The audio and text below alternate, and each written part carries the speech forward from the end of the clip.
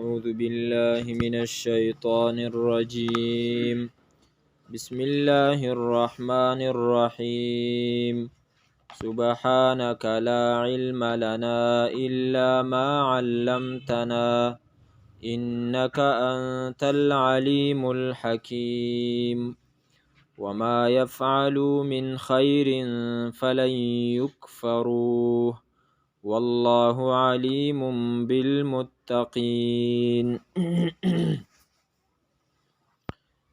سورة آل عمران دریمه حصہ شروع شوی و او پاغی کی د اول نه الله تعالی د جماعت او د تنظیم د جوړولو د پاره 15 قوانین ذکر کول. مخکې 3 قوانین او 3 اصول ذکر شو چې یو پاغی کې داو چې تاسو د ټولو ملګرو د ټولو کارکنانو د تنظیم او د جماعت قانون بچی دینو یوي. او دویم قانون داو چې تاسو د ټولو قانون او اصول هغه به قرآن کریمی د ځان د طرف نه به د جماعت د پاره قوانین نه جوړوي، بس تاسو قانون لیکلی شوی راغلی دی هغه به عملی کوي. دریم قانون ذکر شو یهود لګی دي ستاسو په خلاف باندې او ستاسو د دین په خلاف باندې هغه قسم شکونه او شبهات او اعتراضات خوري او خلق د الله تعالی د دین نه اړي. ولتکم منکم امه يدعون الى الخير، په تاسو کې د داسې خلک چې هغه دغه یهودو په مقابله کې د الله تعالی د دین د اسلام دغه حقانیت خوري او د یهودو دغه اعتراضونو او د غیر دینو د اعتراضونو جوابونه ذکر کوي. دی آیات کریمه 115 کې الله تعالی څلورم قانون ذکر کوي چې چونکې د استاسو تنظیم او تحریک په دې کې به جهاد راځي نو د هغې دپاره د مال ضرورت دی، نو الله تعالی فرمایي چې مال به لګوئ او د نفس او د جان سره سره د خپل مال قربانی به هم چې دی نو ورکوئ. خدا واوري چې چا مال ولګو دغه مال به الله تعالی قبلوي او د هغه ناقدري به الله تعالی نه کوي او الله تعالی به د هغه اجر او ثواب هغه نه ختمي، محرومه کوي بیتنه. وما يفعلوا او هغه چې کوي دی من خیرین د څه خیر نه د څه نیکۍ نه فلن یکفروه پس هیڅ چرې به محرومه نه کړی شي دی د هغې نه. علما کرام فرمایي چې دا کفره یکفرو او شکره یشکرو دا دواړه د یو بل ضد الفاظ دي، لکه کفر او شرک. نو دغه رنګې کفر او ناشکری او شکر دا دواړه د یو بل ضد راځي. نو دی آیات کې الله تعالی عجیبه چې دی نو یوې خبرې طرف ته اشاره کړې ده او هغه خبره دا ده چې الله تعالی فرمایي چې چا څه نیکي وکړله فلن یکفروه نو د هغه ناشکري به ونه کړی شي په هغه کې. مطلب دا دی الله تعالی فرمایي دا ستا نیکي اگر چې د خپل ځان دپاره ده، خو الله تعالی دومره کریم او رحیم ذات دی چې الله تعالی فرمایي تا نیکي د ځان دپاره وکړه خو داسې ده لکه چې زما سره د ښېګړه وکړه. الله تعالی فرمایي ستا د دغه بدله او ثواب چې دی نو د هغې به ناشکري نه کیږي، ناقدري به نه کیږي، تاله به چې دی نو د هغې بدله درکړی کیږي. والله الله تعالی علیم پویه دی بالمتقین په پرهیزګارانو باندې. الله تعالی ته د دې پته ده چې ستا د نیکي او ستا د صدقه دا په کم نیت باندې ده. نو الله وی زه په دې پوه یم. ان الذین کفروا لن تغنی عنهم اموالهم، دی آیات کې الله تعالی بخیلانو له زورنه ورکوي او رټنه وله ورکوي. او علما کرام فرمایي چې د دې آیت د مخکې آیتونو سره جوړ دا دی ځکه دا خو د یو بل سره تړلي آیتونه دي چې مخکې آیتونو کې الله تعالی په یهودو اهل کتابو کې چې کم کسان مسلمانان شوي و د هغو بیان یې وکړو، د هغو صفات یې ذکر کړل. نو دلته اوس په دې آیات کې د مشرکینو د طرف نه او د کافرو د طرف نه چې کم بخل دی او د هغو کم صفات دي نو هغه ذکر کوي. ان الذين یقینا کسان کفروا چې کفر یې کړی دی لن تغنیا هیڅ چرې به فایده ورنکي عنهم هغو ته اموالهم مالونه د دی ولا اولادهم او نه اولاد د دی من الله د عذاب د الله تعالی نه شیئا څه شی په دنیا کې دوه شیونه هغه ډېر پکارېږي یو مال او دویم اولاد مال چې دی نو هغه د غربت په زمانه کې دا ډېر په کار باندې راځي او دغه رنګې د مقابلې په وخت کې اولاد هغه ډېر په کار باندې راځي او قانون دا دی چې کله هم د پلار د چا د پلار سره جنگ کیږي جګړه کیږي په هغه ظلم زیاتی کیږي نو اولاد چې دی نو هغه داسې نه پاتې کیږي داسې نه کینی بلکې هغې په خپل پلار باندې چې دی نو غیرت کوي نو الله تعالی فرمایي چې دغه مالونه او دغه بچي دای چې دی نو په کار نشي راتلی و اولئک او دغه کسان اصحاب النار اور والدي هم فیها خالدون دی بی په دې اور کې همیشه مثل ما ينفقون فی هذه الحیات الدنیا ذهن کې دا سوال راتلو چې یاره د کافرو خو ډېرې چې کم دی نو خرچې کړي دي مالونه یې لګولي دي او ډېر ښه کارونه یې کړي دي الله تعالی فرمایي لکه څنګه چې د دی نور اعمال تباه او برباد دي او الله تعالی فرمایي قیامت کې به موږ هغې طرف ته متوجه شو فجعلناه هباء منصورا هغه به چې کوم دی نو ګرد و غبار به ترې جوړ کړو او هغه به والوزو هغه به چې دی نو ختم شي ذلك جزاؤهم بانهم كفروا بآیاتنا حبطت اعمالهم اعمال به برباد شي ځکه چې دی کفر کړی او بیا دلته الله تعالی مثال ذکر کوي مثال یې داسې ذکر کوي چې یو قوم دی او هغه خپل پټي چې کم دی نو کرلی دي او په هغې کې فصل بالکل چې دی نو تیار دی او کټ کېدو ته نږدې دی لو کېدو ته نږدې دی خو په آخره کې په هغې باندې انتهایی سخته سیلۍ راشي چې په هغه سخته سیلۍ کې سخته ګلۍ او د هغې ګلۍ د وجې نه د دیو هغه فصل ټول تباه او برباد شي دل دل شي الله تعالی فرمایي دغسې دغه کافر چې کومې خرچې په دنیا کې کوي نو دغه د کفر سیلی او ګلی دا به پرې راشي او دغه رنګې د ریاکارۍ ګلی دا به پرې راشي او دا به بالکل ختم کی نو د دیو چې کم ارمانونه دي هغه به د خاورو سره خاوري شي مثل ما ينفقون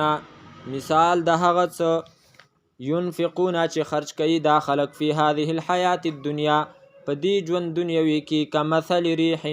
په شان ته د هغې سیلی دی فیها چې په هغې کې سر ګلی اصابت چې ورسیږي دا سیلی حرث قوم فصل د یو قوم ته داسې قوم ظلمو چې هغو ظلم کړی انفسهم په خپلو ځانونو باندې فاهلکته نو هلاک کی دا سیلی دا ګلی دغه فصل لره نو دغه رنګې د دې خرچه کوونکو دا خرچه دا به چې دی نو د دې ریاکارۍ او د دې کفر د وجې نه تباه او برباد شي ښه دا آیت خو اصلا چې دی نو د کافرو په باره کې راغلی دی خو امام نصفي د دې آیت په شروع کې دا ذکر کوي وی مثل ما ينفقون مثال د هغه مال چې دی خرچه کوي په دې دنیا کې وی دا کم مال دی دا هغه مال دی چې چا لګولی دی فی المفاخر د فخر د پاره چېرې زه په خلکو باندې فخر وکړم چې ما دونه پیسې لګولی دي او دغه رنګې والمکارمي د عزت د حاصلولو د پاره چېرې ما ته په دې مال لګولو باندې چې دی نو عزت حاصل شي دغه رنګې وثناء الناس علیه د دې دپاره چې خلک مې صفتونه وکړي او خلک مې په خپلو مجلسونو کې چې دی نو په خیر سره یاد کړي د دې دپاره چې دی کم مال لګولی دی نو د هغې به دغه چې دی نو څه شي نتیجه او انجام شي او د دې مال لګولو په باره کې مشهور آیت موږ ویلی د صورت بقرې صفحه نمبر 41 کې او آیات نمبر 264 کې چې هلته الله تعالی فرمایلی یا ایها الذین آمنوا اے ایمان والو لا تبطلوا صدقاتکم بالمن والاذى خپلې صدقې پس باطلو او په ردو بدو باندې چې دی نو مه تباه کوئ کالذي ينفق ماله رئاء الناس لکه په شان ته د هغه کس چې هغه خپل مال صرف د خلکو ښودلو دپاره چې دی نو لګوي او چې کوم ځای کې د خلکو ښودنه نه راځي اگر که هلته ثواب ډیري اگر چې هلته صدقه جاریه بیا هم چې دی نو دا هلته مال نه لګوي او د دې په کتابونو کې ښکاره مثال چې دی نو دا د مړي په کور باندې چې کوم خیرات کېږي هغه یې له ذکر کړی. احسن الفتاوه کې د هغې 15 وجې ذکر کړي دي چې دا صدقه ولې چې دی نو بهتره نه ده. ویل ځکه چې کله ته یو کس ته وایې چې هلکه دا د مړي په کور چې کومه صدقه ده د دې نه زیات مستحق ځای زه تا ته درښیمه، غریبانان دي، او یا چې دی نو صدقه جاریه ده په یو جومات کې دا ولګوه، وی هلته یې نه لګوي. ولې؟ ځکه چې هلته پکې دغه ریاکاري نه راځي، هلته پکې چې کوم دی نو دغه ښودنه نه راځي. الله تعالی فرمایي داسې صدقې بیا تباه کېږي. وما ظلمهم الله، او ظلم نه دی کړی په دیو باندې الله تعالی، ولکن انفسهم، لیکن دی په خپلو ځانونو باندې یظلمون ظلم کوي. هغه ظلم د دیو په خپلو ځانونو باندې په کفر سره دی، یا چې کوم مسلمان دی او دغه صدقه کوي خو په نیت د ریاکارۍ یې کوي، په نیت غلط مقصد د پاره چې دی نو کوي، الله تعالی فرمایي په دغه غلط نیت باندې د په خپل ځان ظلم وکړو، دا په الله تعالی ظلم نه دی کړی، خو نیت چې دی نو خالص که کنه. یا ایها الذین آمنوا لا تتخذوا بطانة من دونکم لا یألونکم خبالا. دی آیات کریمه 118 کې الله تعالی چې دی نو 5 قانون ذکر کوي چې خپل تنظیم او دغه رنګې جماعت تحریک هغه به اله انقلابي جوړیږي چې کله دغه 4 بنیادی خبرې پکې موجودي او د هغې سره سره د دغه انقلابي تنظیم چې کومه شورا او مشوره ده نو دا د اغیارو او د پردونه چې دی نو پټی او په دې کې د راز ساتنی، نو اله به چې دی نو دغه انقلاب ستاسو کامیابیږي، او که په تاسو کې پردي خلک موجودو نو بیا ستاسو تنظیم او تحریک چې دی نو هغه انقلاب ته نشي رسېدی. نو ځکه فرمایي یا ایها الذین آمنو، اے ایمان والو، لا تتخذوا منیسی تاسو بطانة پټ رازدار من دونکم علاوه ستاسو نه علاوه. امام مظهری سے فرمای چې دا عام دی چې هغه هر څوک که یهودي او که هغه عیسائی که هغه مجوسی او که هغه هندوی او کار شي، خو مطلب چې ستاسو نه علاوه. ګوره دا بطانه ټکی چې دی نو دا په عربی کې دا د بنین د پاره استعمالیږي. بطانه هغه بنین ته ویل کېږي چې د هغې د پاسه بل بنیني بله کپړه او بل لباس د هغې د پاسه چې دی نو هغه اغوستلی شوی، هغه پټي که نه، نو دې وجې نه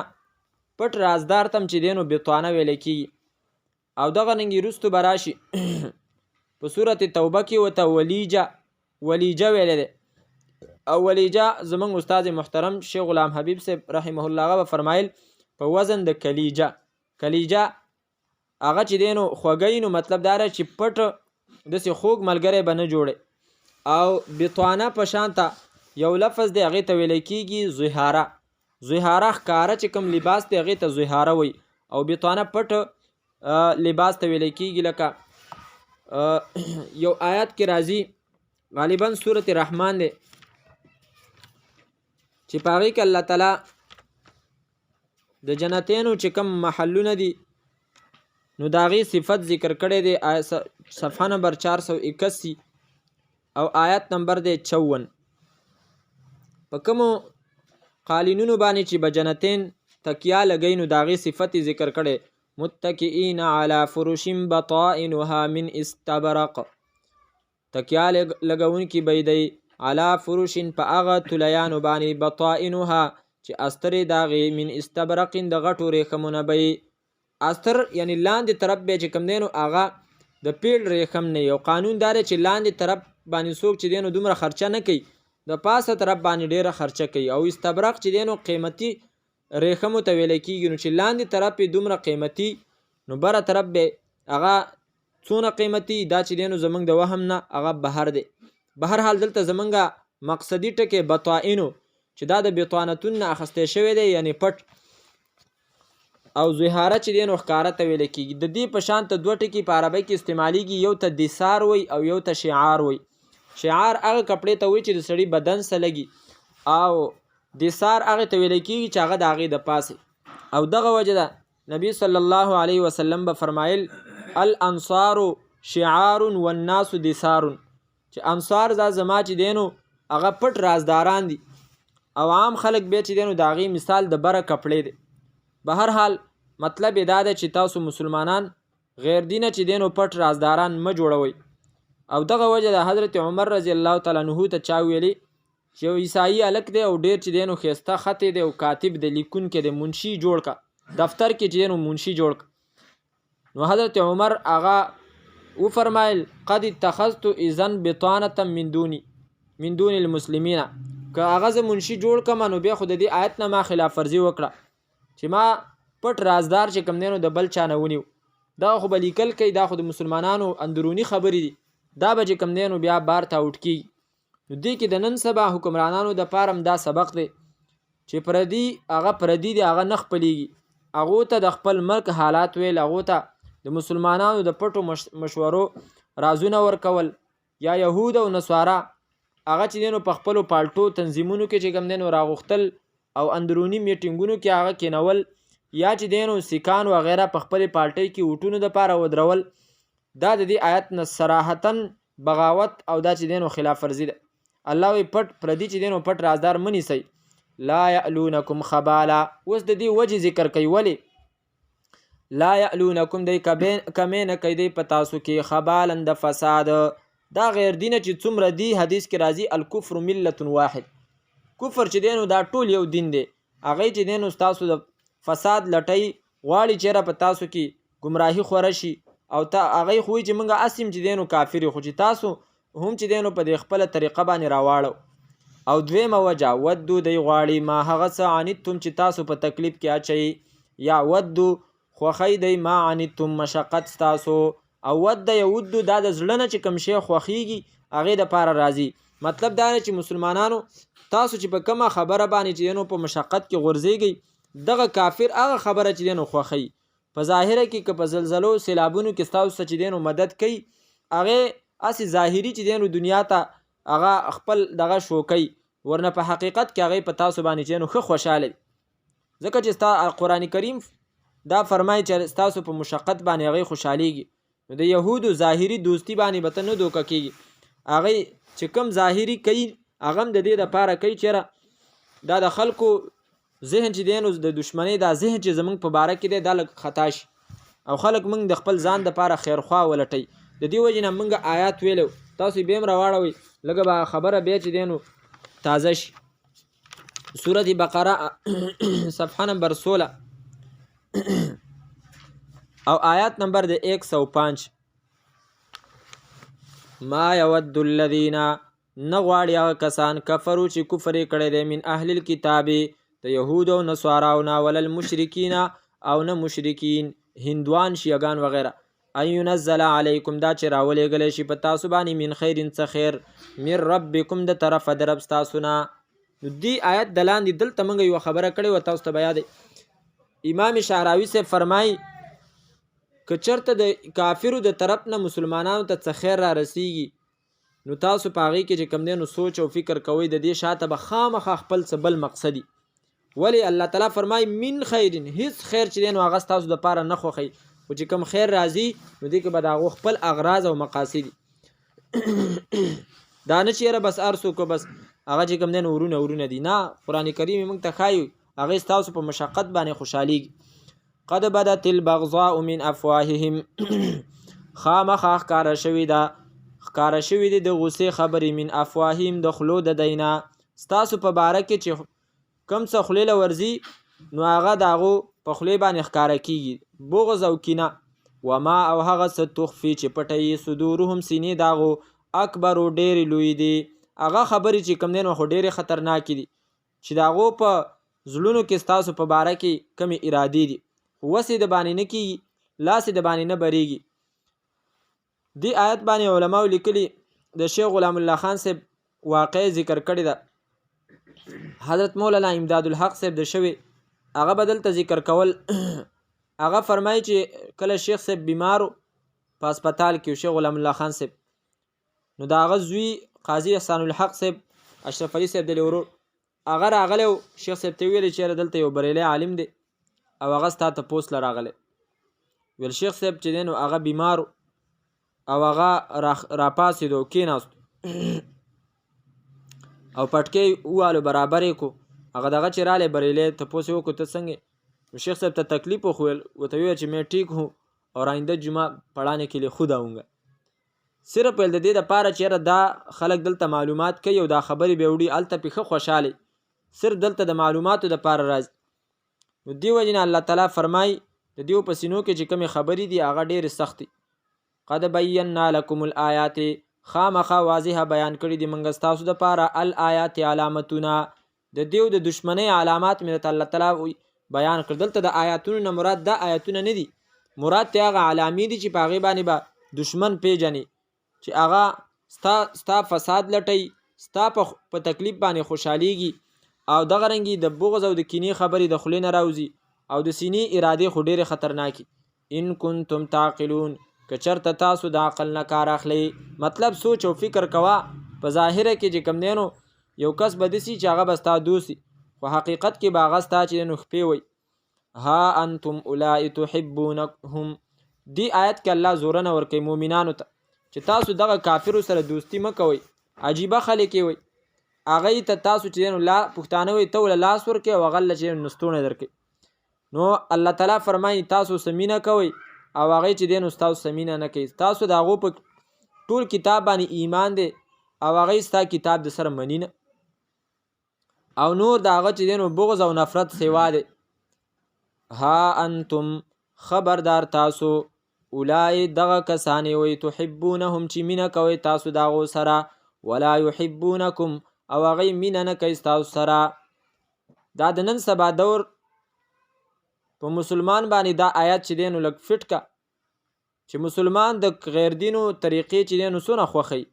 د هغه دا طریقه ده او د هغه دا طریقه ده او دا چې دی نو د ژوند لایف سټایل یې چې دی نو زما خوښ دی الله تعالی فرمایي ستا د هغه د ژوند لایف سټایل هغه خوښ دی خو هغه ستا طریقه نه لمونځ خوښ دی نه ستا دعوت خوښ دی او نه چې کوم دی نو د هغه ستا د پیغمبر طریقه چې دی نو خوښه ده ستا دپاره خو لقد کان لکم فی رسول الله اسوة حسنه ستا معیار او ماډل او آیډیل چې کوم دی نو هغه پیغمبر دی صلی الله علیه وسلم او هغې چې دی نو دشمني کوي د هغه سره ردې بدې پسې وایي کنځلې ورته کوي نو څنګه چې دی نو دا د کافرو سره ته په کومه رویه او په کوم مخ باندې چې کوم دی نو ته د هغه سره مینه کې خبردار تاسو اولای دغه کسانې وی تحبونهم چې تاسو مینه کوئ د هغو سره ولا یحبونکم او هغې مینه نه کوي ستاسو سره وتؤمنون او تاسو ایمان لرئ بالکتاب په کتاب باندې کله په ټول باندې ولا یؤمنون بکتابکم او هغې چې دی نو ستاسو په کتاب باندې ایمان نه راوړي رستمي صاحب شیخ عبدالسلام رحمه الله هغه فرمایي دا بل طرف پکې پټ دی یعنی تاسو خو د هغو په ټول کتاب باندې ایمان لرئ د تورات چې کومې مسلې دي موږ یې منو البته قرآن کریم د تورات حیثیت د حدیث دی که چېرته په صحیح سند باندې چې دی نو هغه ثابت او که قرآن کریم چې دی نو د یوې مسلې چې کوم دی نو رد کړی ریجکټ کړي نو بیا هغه مسله چې دی نو اسلام کې چې دی نو هغه بیا زموږ دپاره چې دی نو د هغې هغه حیثیت اوس نشته دی وتؤمنون بالکتاب او تاسو ایمان لرئ په کتاب باندې یعنی په قرآن کریم باندې کله په ټول باندې معلومه شو د مؤمنانو ایمان به په ټول قرآن باندې هسې نه چې ځینې خبرې به چې دی نو هغه منم او نورې به چې دی نو پرېږدم دا خو د یهودو خباستو په اولنۍ سپاره کې موږ ویلو افتؤمنون ببعض الكتاب وتکفرون ببعض واذا لقوکم او کله چې دی ملاو شي ستاسو سره قالو نو وایي دی آمنا موږ ایمان راوړی دی دا په یهودو کې یوه ډله وه چې په هغو کې د دې سره چې کوم دی نو منافقت هم او دا اوس هم داسې شته دی منافقت خو چې دی نو ډېر هغه عام دی قالو نو وایي دی آمنا موږ ایمان راوړی واذا خلو او کله چې ځان لشي عزو نو دی چک لګی علیکم ستاسو په خلاف باندې الانامله په ګوتو باندې من الغیظ د وجې د غصې نه غصې دومره حد ته رسېدلي چې خپله خوله چې خپلې ګوتې چې دی نو هغه خپلې ګوتې چې دی نو چیچي او دا د مسلمانانو په خلاف باندې د کافرو چې دی نو دغه غضب او غصه او دغه کینه چې دی نو په هر دور کې ده قرآن کریم چې دی نو موږ ته راښایي په صحیح طریقه باندې چې ګوره ویې پېژنه قل ویوه پیغمبره موتو مړه شئ تاسو بغیظکم په غصې خپله کې اوس چې دی نو په مسلمانانو حکومت دی هلته افغانستان کې او ټولې دنیا چې کوم دی نو دا خبره په سر راخستې ده چې تاسو د زنانو تعلیم چې دی نو نه منئ هغو بار بار ویلي چې زنانو تعلیم خلاف منګه نیو خو منګه هغه چې دینو نظام جوړو چې په کم نظام کې زنانه هغه په پرده کې او د هغې د ستر او د حجاب خیال ساتلی کېږي او د هرې ورځې اخبار چې را کولاوي نو په هغې کې به خامخا چې دی نو دا خبرې چې اقوام متحده دا ویلي چې تاسو انسانیت نه خلاف یو معلومه شوه د اقوام متحده والا چې څومره دی اسلام ته په داسې نظر ګوري چې دا سره د انسانیت دین دی نه د انسانیت نه خلاف دی. قل اوه پیغمبره موتو مړه شئ تاسو بغیظکم په غصه ستاسو کې ان الله یقینا الله تعالی علیم پوهه دی بذات الصدور پر رازونو د سینو باندې. ان تمسسکم حسنه تسؤهم دی آیت کې د هغو یوه بله نښه ذکر کوي. قانون دا دی چې یو کس د چا ملګری او د هغه سره همدردي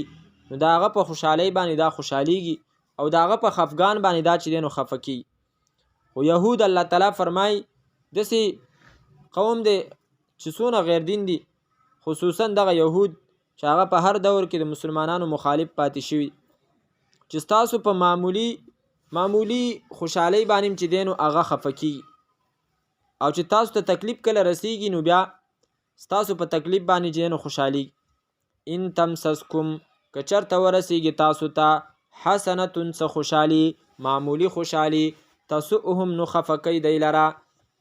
و ان تصبکم او که چېرته ورسیږي تاسو ته سیئة څه تکلیف یفرحو نو دی خوشحالیږي په هغې باندې. ګوره دلته دوه ټکي ویلې د خوشحالۍ دپاره مس ټکی ویلو ان تمسسکم او دا مس چې دی نو معمولی لاس لګولو ته ویل کېږي او د تکلیف دپاره تصبکم ټکی ویلو اصابت او مصیبت دا سم چې لوی مصیبت یې که نه هغې ته د هغې دپاره دا لفظ استعمالیږي. نو مطلب یې څه شو؟ مطلب دا چې ستا په لږه خوشحالۍ باندې هغه خفه کېږي او چې څه معمولي شانته کې تکلیف یې په هغې دله نه خوشحالېږي وړه خوشحالي په هغې باندې خفه کېږي خو چې څه معمولي شانته کې تکلیف وي نو په هغې باندې نه خوشحالېږي څو پورې چې سم غټ تکلیف تا ته نه یې رسېدلی. زمونږ استاد محترم شیخ غلام حبیب صاحب فرمایل زه یو ځل بیان ته تلی نو په واپسۍ کې ما باندې اکسیډنټ وشو نو موږ هسپتال ته لاړو واپس چې دی نو بیا کور ته رالو یو کس راته قصه کوله چې یو کس و او هغه راته وویل چې دا شیخ صاحب ته دغه شوی اکسیډنټ شوی ما چې ویل چې کوم ځای ماته ماته چې ځایونه خو نه دي مات خو دغه دی ویل مړه اکسیډنټ دی ته وایي اکسیډنټ خو دې ته وایي چې سم خپې پکې ماتې شي نو داسې معمولي تکلیف باندې دی چې نو نه خوشحالېږي چې سم غټ تکلیف درته نه رسېدلی. او محمد امیر بندیالوي صاحب د عطاالله بندیالوي صاحب د لیوالي صاحب هغه به وایي د سهار او د ماښام اذان چې دی نو په هغه بیمارۍ کې چې کله سخت بیمار هم بیم چې دی نو دغه اذان کو ویل د دې دپاره چې ما ته معمولي تکلیف سوا شي نو دا خلک را باندې بیا خوشحالېږي دا بریلیان چېرې بس د ده دعوت چې دی نو خو بند شو. هغه ویل زه د اذان د دې دپاره کومه چې دی په دې باندې چې دی نو خفه شي چېرې سړی خو ژوندی دی. ان تمسسکم که چېرته ورسیږي تاسو ته حسنة معمولي خوشحالي تسؤهم نو خفه کوي دی لره. و ان تصبکم او که چېرته ورسیږي تاسو ته سیئة لوی تکلیف یفرحو بها نو دی خوشحالیږي په هغې باندې. اوس د دې د تکلیف نه د بچ کېدو به څه طریقه یي؟ دوه خبرې دي. یو دا چې صبر کول په دین باندې کلکېدل او دویم تقوا او پرهیزګاري اختیارول. و ان تصبرو که چېرته تاسو صبر وکئ وتتقو او ځان بچ کئ د ګناهونو نه لا یضرکم نو ضرر نشي درکولی تاسو ته کیدهم چل د دی شیئا څه شی او که څه کسان پکې شهیدان کیږي نو دې ته ویلی کېږي احدى الحسنیین دغه یوه د دوو ښو خبرو نه ده او هغه چې دی نو کامیاب شو. ظاهره کې خو پاتې کسانو ته خامخا تکلیف ورسېدو خو د هغه چې دی نو کامیابي ده. لا یضرکم نو ضرر نشي درکولی تاسو ته کیدهم چل داغو شیئا څه شی ان الله یقینا الله تعالی بما په هغه څه باندې یعملونه چې کوي دی محیط راګیرونکی دی. ان الله یقینا الله تعالی بما هغه څه لره یعملونه چې دی کوي محیط راګیرونکی دی. وما یفعلو او هغه چې کوي دا خلک من خیرین د څه نیکۍ نه فلن یکفروه نو هیڅ چرې به محرومه نه کړی شي دی د ثواب د هغې نه. والله الله تعالی علیم پوهه دی بالمتقین په پرهیزګارانو باندې. ان الذین یقینا کسان کفرو چې کفر یې کړی دی لن تغنیه هیڅ چرې فایده به ورنکړي عنهم دی ته اموالهم مالونه د دی ولا اولادهم او نه اولاد د دی من الله د عذاب د الله تعالی نه شیئا څه شی واولئک او دغه کسان اصحاب النار اور والدي هم دی فیها پاغي کې خالدون همیشه بی. مثل ما ينفقون مثال د هغه څه چې خرج کوي دا خلق فی هذه الحیات الدنیا په دې ژوند دنیوي کې کمثل ریح پشان ته دا غسلې ده فیها چې پاغي کې سر غلی اصابت چې ورسیږي حرث قوم فصل د یو قوم ته ظلمو چې ظلم کړي انفسهم په خپل ځانونو باندې فاهلكته نو هلاک کی دا غلی دغه فصل لرا وما ظلمهم الله او ظلم نه کړي په دې خلکو باندې الله تعالی ولکن انفسهم لیکن په خپل ځانونو باندې یظلمون دی ظلم کوي. یا ایها الذين آمنوا اے ایمان والو لا تتخذوا منی سی تاسو بطانه پټ رازداران من دونکم د سواس تاسو نه لا یعلونکم کمین کدی په تاسو باندې خبالن د فساد ودو غواړي دی ما عنتم مشقت تاسو دویمه معنا ودو غواړي دی ما هغه څه عنتم چې تاسو په تکلیف کې اچي قد بدت البغضاء خامخا ښکاره شوې د غوسه کینه من افواههم د خلو د دینا وما هغه څه تخفي چې پټوي صدورهم سینې د دی اکبر ډیر غټ دی قد بینا لكم الآیات خامخا په تحقیق سره واضح بیان کړي دی منګه تاسو ته الآیات علامتونه نخي ان کنتم تعقلون که چېرته تاسو د عقل نه کار اخلئ ها انتم خبردار تاسو اولئ دغه کسانې وی تحبونهم چې مینه کوي دا غوسه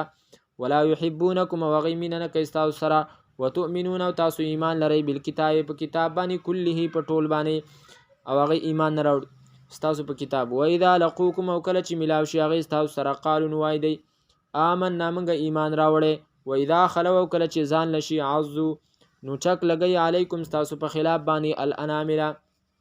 په ګوتو باندې من الغیظ د وجه د غسینا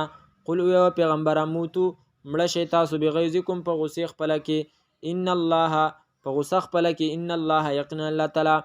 علیم پوی دی بذات الصدور پر ازونو د سینو باندې ان تمسسکم که چرته ورسیږي تاسو ته حسنه معمولی خوشحالي تسؤهم نو خفقی غیلرا و ان تصبکم او که چرته ورسیږي تاسو ته سیئه لوی پریشانی لوی تکلیف یفرحون دی خوشحالیږي پاغي بها پاغي باندې و ان تصبروا که چرته تاسو صبر وکئ وتتقوا او پرهیزګاری اختیار کئ لا یضرکم نو ضرر نشي در کولای غي تاسو ته نو ضرر نشي در کولای تاسو ته کیدهم چل دا غوشه ان څه شي ان الله یقینا الله تعالی بما پاغسبانی بما هغه سره را یعملون چې کوي دی محیط راګرون کې دی. الحمد لله رب العالمين والعاقبة للمتقين والصلاة والسلام على نبينا محمد وآله وصحبه أجمعين. ربنا آتنا في الدنيا حسنة وفي الآخرة حسنة وقنا عذاب النار. ربنا اغفر لنا ذنوبنا وكفر عنا سيئاتنا وتوفنا مع الأبرار. يلا صغيرة كبيرة گناهونه زمونږ معاف کړه. يلا دا درس زمونږ قبول او منظور کړه. يلا د دې ثواب مشرانو ته چې کوم وفات شوي دي د هغو ارواحو ته ورسوه. يلا څومره بیماران دي هغو ته شفای کامله عاجله ورکړه. څومره کسان دي نږدې وخت کې وفات شوي الله د هغو مغفرت نصیب کړه. الله چا څه قسمه جایز حاجات دي الله ته د غیبونه پوره کړه. چا باندې قرضونه دي الله قرضونه د غیب د خزانو نه ادا کړه. ربنا تقبل منا انك انت السميع العليم وتب علينا انك انت التواب الرحيم. وصلى الله تعالى على خير خلقه محمد وآله وصحبه أجمعين برحمتك يا أرحم.